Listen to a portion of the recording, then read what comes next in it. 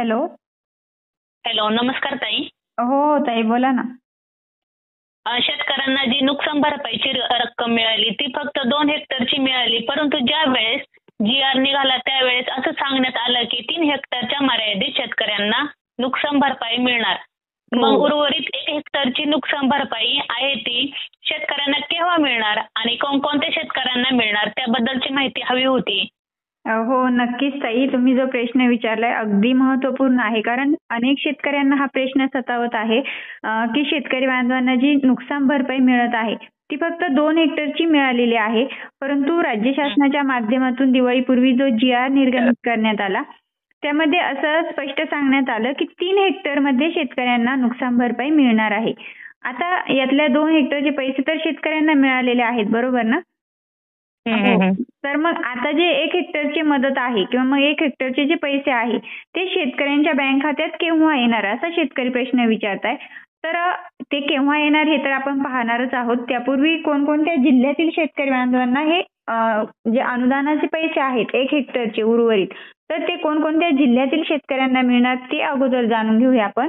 त्यामध्ये सर्वात अगोदर असेल छत्रपती संभाजीनगर जिल्हा, त्यानंतर हिंगोली जिल्हा, नांदेड, बीड जिल्हा, जालना जिल्हा, धाराशिव जिल्हा, अमरावती, अकोला, वाशिम, त्यानंतर सोलापूर, नागपूर, अहिल्यानगर, बुलढाणा असेल, यवतमाळ जिल्हा असेल, परभणी असेल, लातूर असेल, त्यानंतर मराठवाड्यातील वर्धा जिल्हा, सांगली, कोल्हापूर, पुणे, गडचिरोली, भंडारा, त्यानंतर नागपूर आणि गोंदिया ही जी काही मराठवाड्यातील आणि पूर्व विदर्भ असेल एकंदरीत संपूर्ण महाराष्ट्रातील शेतकरी बांधवांना हे जे काही अनुदान आहे नुकसान भरपाईचं ते अनुदान मंजूर झालेलं आहे.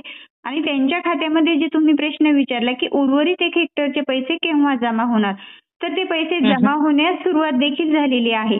आता यामध्ये आपण जर पाहिलं तर अनेक शेतकरी बांधव असं म्हणतील की आम्हाला जी अतिवृष्टी नुकसान भरपाई आहे त्याचे जे काही 2 हेक्टरचे पैसे आहेत ते देखील मिळालेले नाहीत.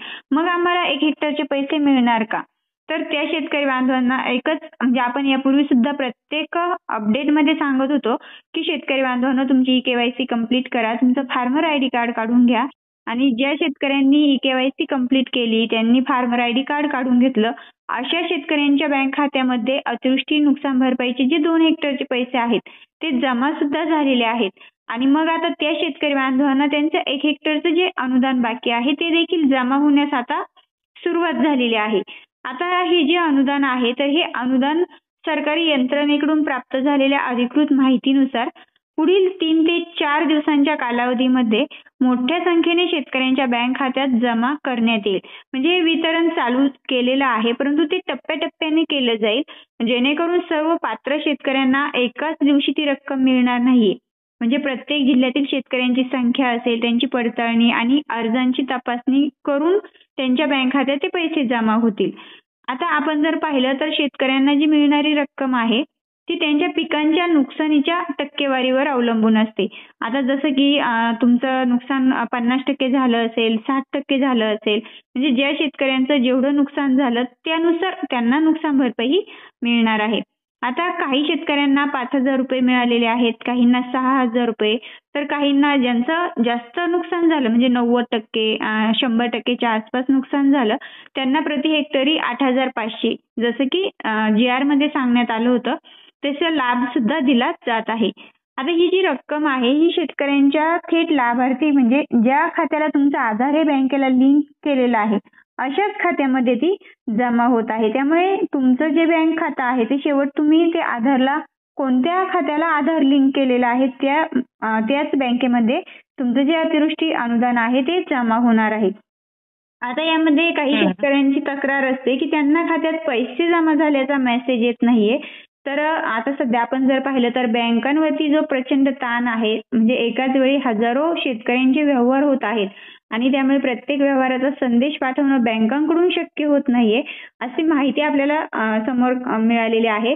त्यामुळे अनेकदा तांत्रिक कारणांमुळे किंवा मग मोबाईल नंबरमध्ये सुद्धा बदल झाल्यामुळे शेतकऱ्यांना ते संदेश येत नाहीये. परंतु शेतकरी बांधवांनो तुमचं खातं ज्या बँकेमध्ये लिंक आहे तुमचं आधार ज्या बँकेला लिंक आहे त्या बँकेमध्ये तुम्ही जाऊन चेक करू शकता तेथे तुम्हाला नक्कीच अतिवृष्टी नुकसान भरपाईचं अनुदान हे जमा झालेलं असेल आणि जरी जमा झालं नसेल तरी येणाऱ्या 2-3 दिवसांमध्ये ते तुमच्या बँक खात्यामध्ये नक्कीच जमा होईल.